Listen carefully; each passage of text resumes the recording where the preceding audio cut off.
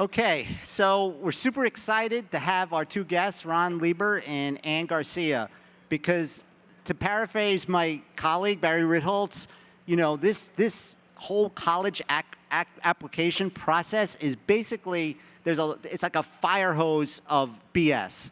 There's so much that goes on here that is just deliberately opaque and non-transparent, and it creates very, very bad financial situations for families. What I think is great about this panel is both Ron and Ann have kids in the process. Ron's daughter is a senior in high school, so he's just starting, and Ann has two twins, a boy and a girl, who recently graduated. So I think that, you know, we're going to get a lot out of this because this is current events. This isn't ancient history.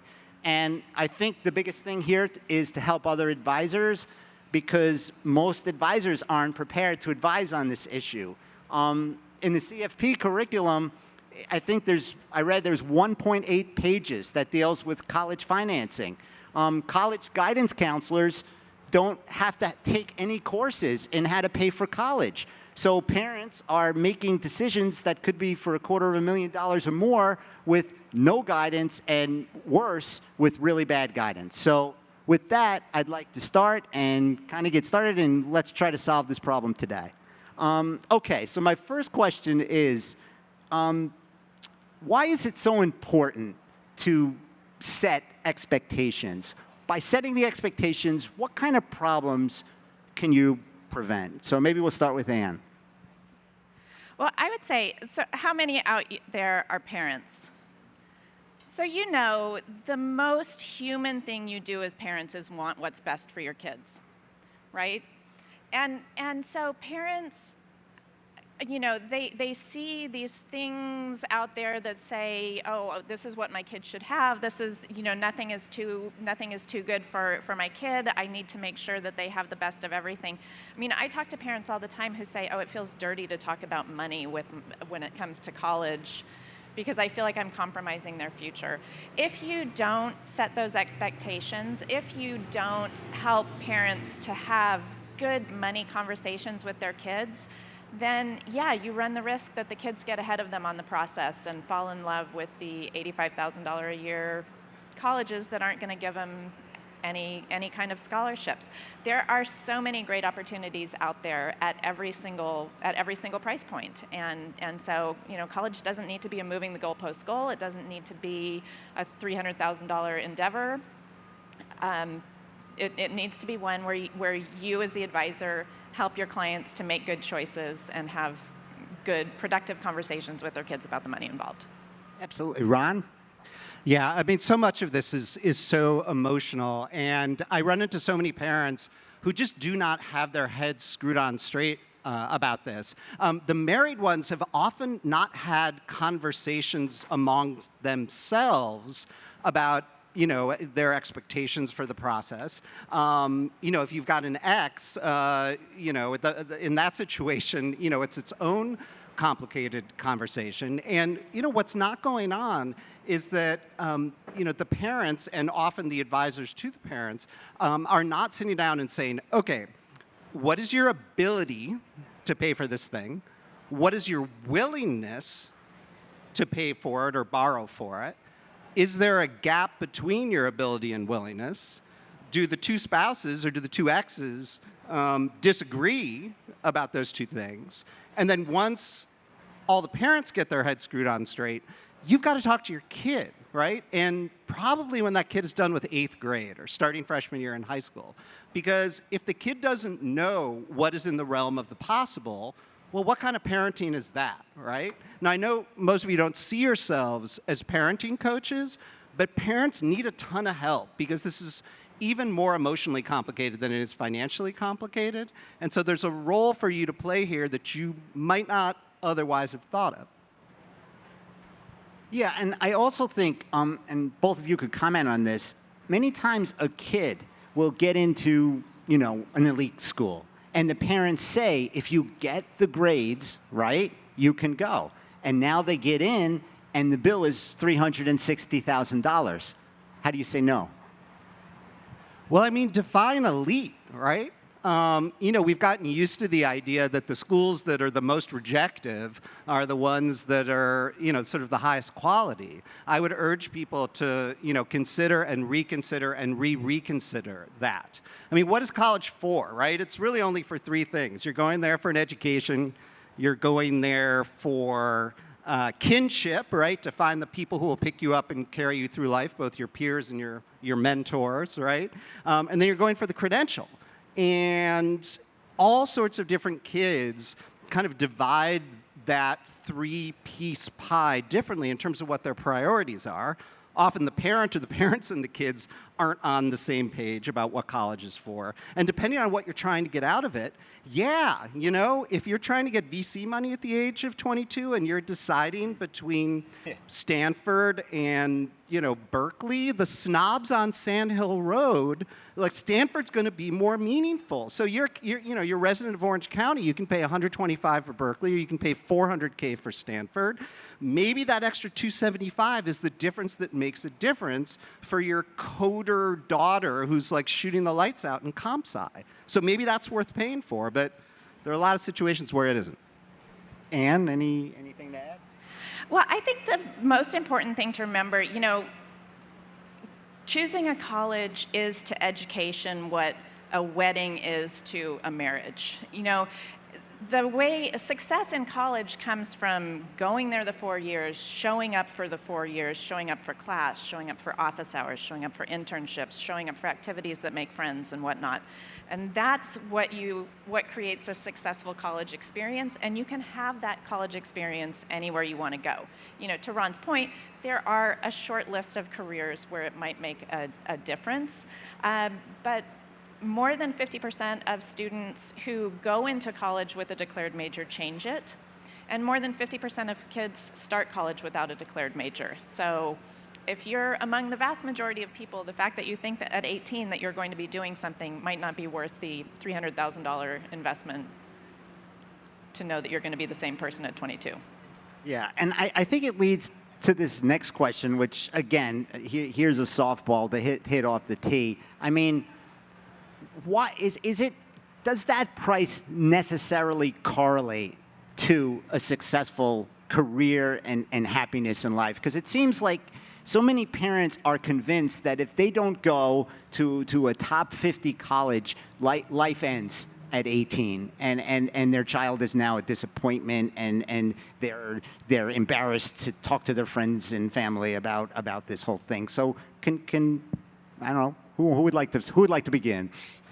I mean, there are all sorts of successful careers that don't begin at an Ivy League school or a top 10 flagship state university. There's all sorts of careers that deliver happiness to 22-year-olds where the credential you need isn't available at most of the top 50 most rejected schools, right? So, I mean, again, right, we have to define our terms. We're so used to anchoring to these stupid lists that are out there, right? But we don't actually have a list of undergraduate degrees defined by customer satisfaction. We're not talking to 32 and 52-year-olds about their happiness and trying to connect that or correlate it with whatever they did as undergraduates and whether they changed their minds 3 times, right? And so, we've got all these ideas in our heads about, branding and connecting that with happiness. Well, are we connecting that with parental happiness, with parental pride, with windshield envy, with Instagram sweatshirt reveals, right? Or are we actually thinking about these teenagers who, to Anne's point, often don't have the faintest idea what they're doing or how to get there? Anne? Well, I would say 2 things about that. Looking research broad scale, there have been a number of surveys done that have shown that success in life is not about where you went to college, it's about how you went to college. What did you show up for? Did you feel like your professors cared about you? Did you have the opportunities to apply classroom learning to a job? Did you make friends and build relationships that sustained you, not just through those 4 years and beyond? I will say, as a parent of 2 who went to 2 very different schools, my daughter went to one of those highly rejective schools, and my son went to a school that you basically can sign up for. And they both graduated this year and have basically the same job, same salary, but for the fact that they have two different majors, but both of them showed up at their colleges. And I also find it interesting. I read somewhere else that, obviously there's over $1 trillion, right, in student loan debt. But colleges spend about $1 trillion a year in marketing. What is the connection there, do you think? You want to take that one? Oh, wow, where to start? Well, look, because for years the U.S. News rankings were affected by, the number of students that you reject, and the more students you reject, the more points you get from U.S. News. The big idea was to sort of boost the denominator, right? And so millions of dollars goes into sending all this mail out, and they're trying to, sort of goose applications, but at the same time, a lot of these schools are not increasing their sizes, right?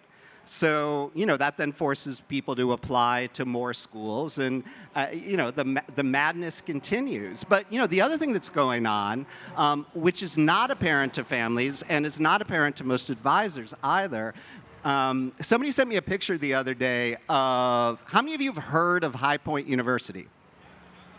Yeah, how many of you have never heard of Highpoint University? Yeah, Highpoint University is not going to be happy with that. Highpoint University is paying money to put their brochures in private jet terminals. Signature flight supports all over the country have Highpoint brochures. Why is that? Well, they're spending a lot of money trying to attract high-income families, and then they're throwing discounts at those families and calling them things like presidential scholarships to arrive at a net revenue per student that's still a moneymaker for them, but makes all those kids and super affluent parents feel really good about themselves, right? So it's not just paper mail the way that it was when all of us were going to college. It's highly sophisticated financial engineering with outside consulting firms using algorithms to send discounts to teenagers to make them feel really great about the possibility of going to a particular school, right? I could go on and on about this, and I'll be around for a couple days, but Anne? Yeah, I mean, there's a whole field of admissions called enrollment management, and the job of those people is to get the largest number of applications in, and then get the largest number of admitted students to enroll, so that there are no empty classrooms, no empty seats in any classrooms, and that is a whole field of study. There's a whole conference about the U.S. News rankings that schools go to. They send their people to learn how to do better in the U.S. News rankings. And although selectivity has been taken out of the U.S. News rankings, you probably noticed that there's been an increase in press releases from colleges about their own selectivity. Funny that, right? Shocking. Yeah. So would you consider like a prestigious university denying education to as many people as possible? Would you say that is a definition of a prestigious university?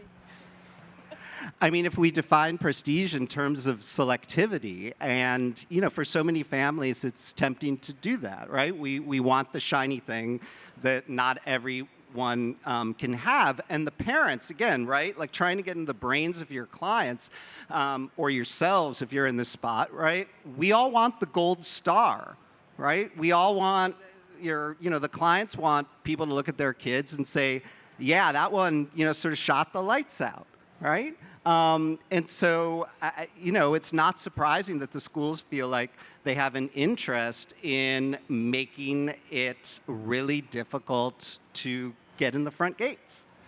Anne? There's so much we could say on this. I would just say, to your point that it's, so much is about what parents want. It is at least as satisfying to not have my kids on my health insurance anymore as it was to post the colleges that they chose 4 years ago. Well, let's move on. And I think another question would be, we spoke at the beginning of this fire hose of BS, so now let's open the spigot.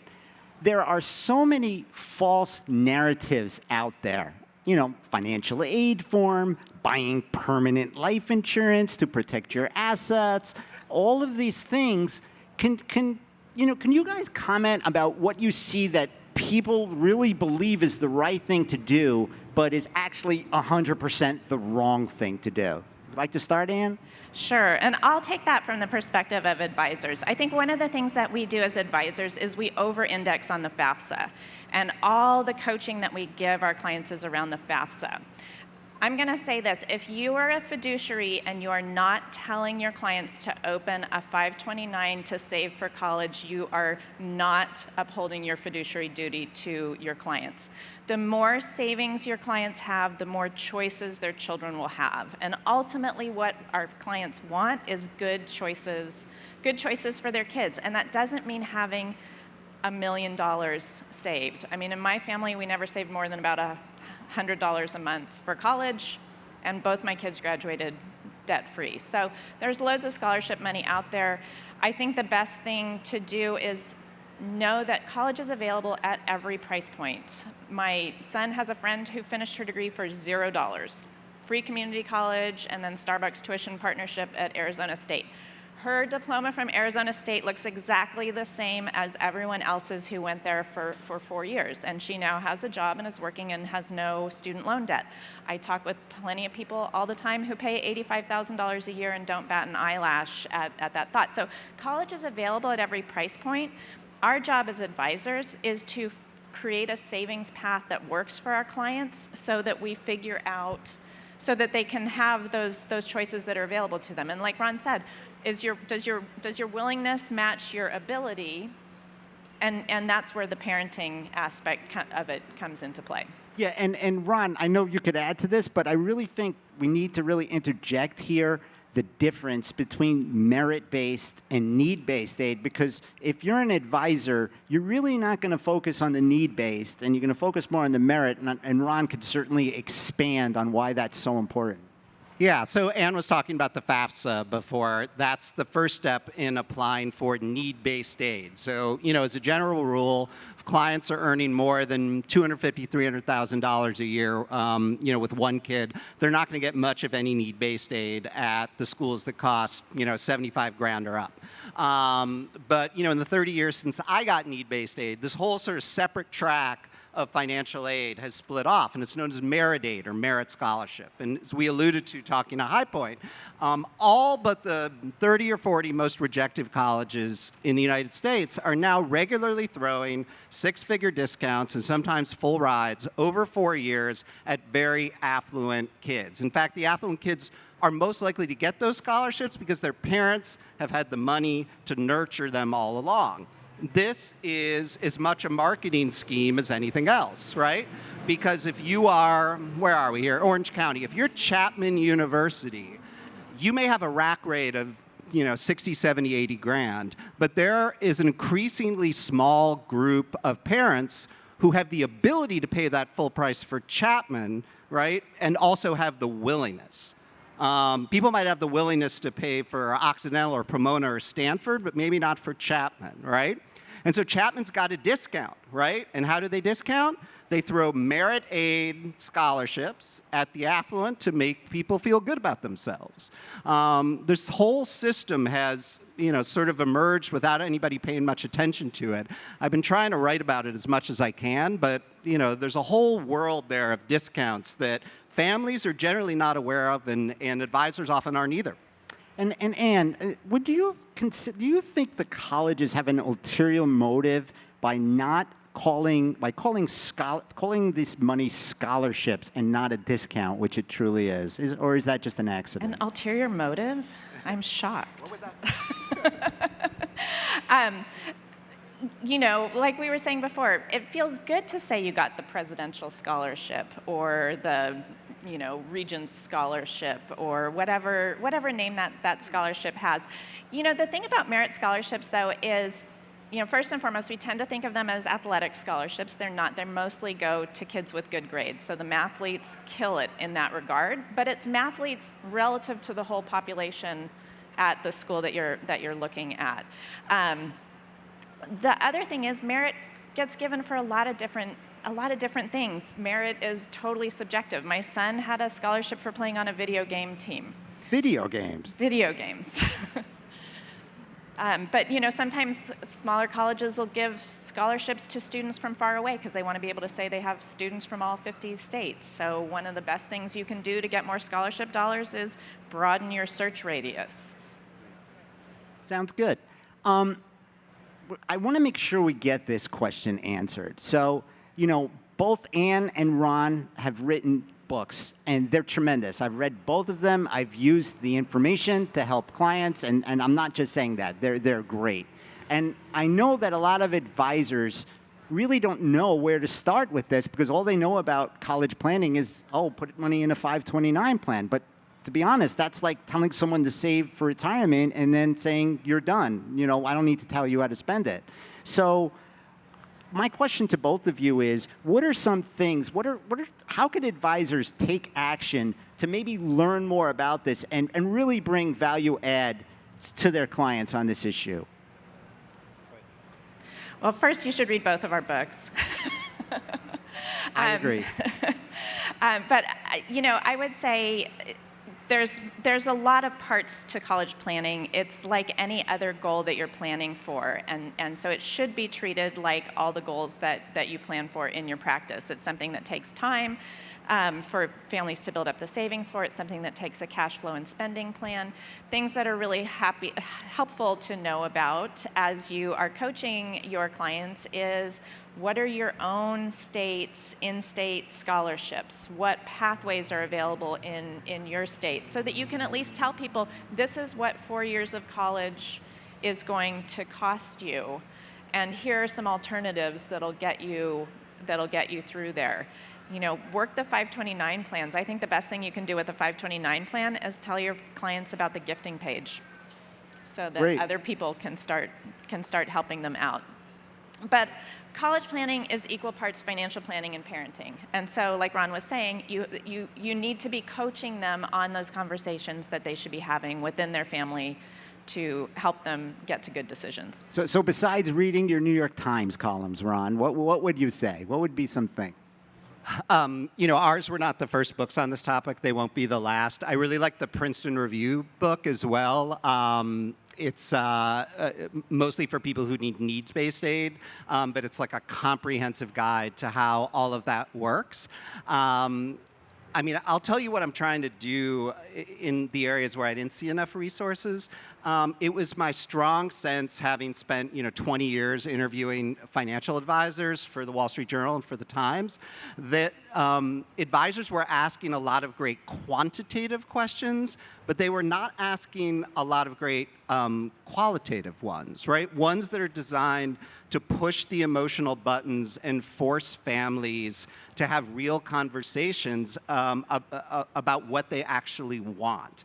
So I created a guide, it's like 5 or 6 pages that gives you a couple of dozen questions that you can use to try and prompt your clients into being sort of more emotionally intelligent themselves about goal setting. So anyway, I'll be walking around with that, and I'm launching a course on Merit Aid to try and teach families about how it all works. Okay, so after this talk, maybe if you want to speak to Ron about this, he would gladly entertain you. Okay, we have some questions. Let's see. All right. So, from the audience, could you share insights into available scholarships, grants, or financial aid that many students or parents may not be aware of, and how can they secure them? You want to go? Sure, I'll take that one. All right, so scholarship landscape overall, there are 3 types of scholarships. The first is need-based scholarships, and as we were saying, these are the ones your clients are likely not eligible for.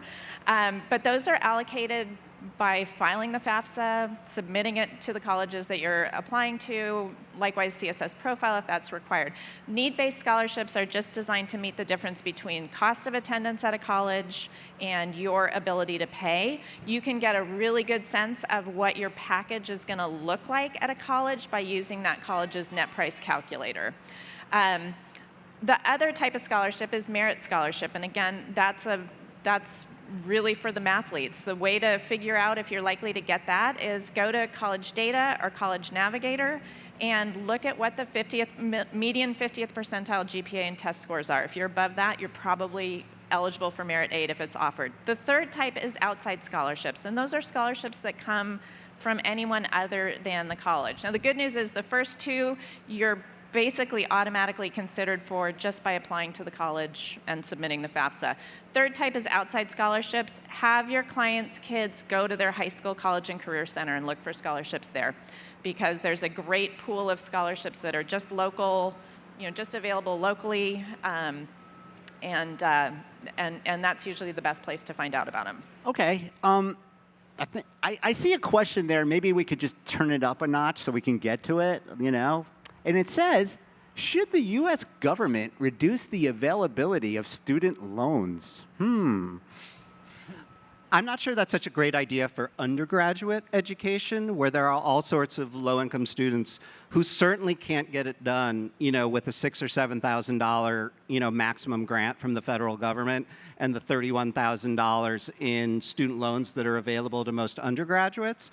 So much of this $1.7 trillion in student loan debt that's out there is from for-profit schools that don't provide much value to people who manage to finish the degrees there, and many people don't. And graduate programs that either cost too much or don't provide enough return on investment. Outsized amount of debts come from grad schools, come from for-profits.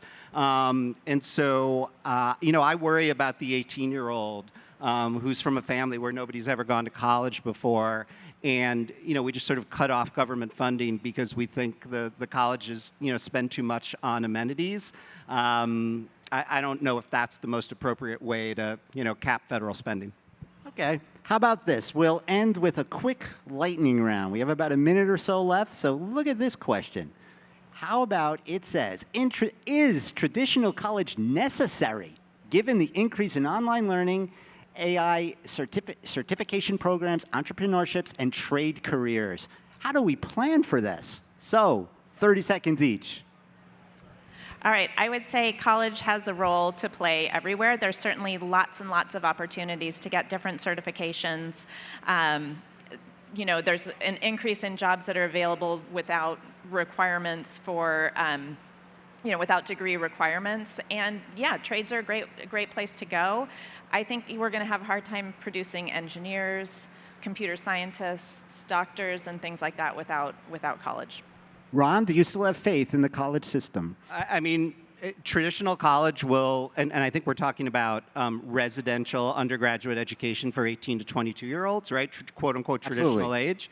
It will only cease being necessary when, the market for 22-year-olds decides that the credentials are no longer worth anything. Fair point. And until the $1 million or so, lifetime earnings gap between people who finish degrees, very important to finish, and people who don't get those degrees, until that gap starts to narrow, and it has for many segments of the American population, but overall, it's still pretty close to 7 figures. Until it narrows, it still feels like it's necessary for people who want to earn more.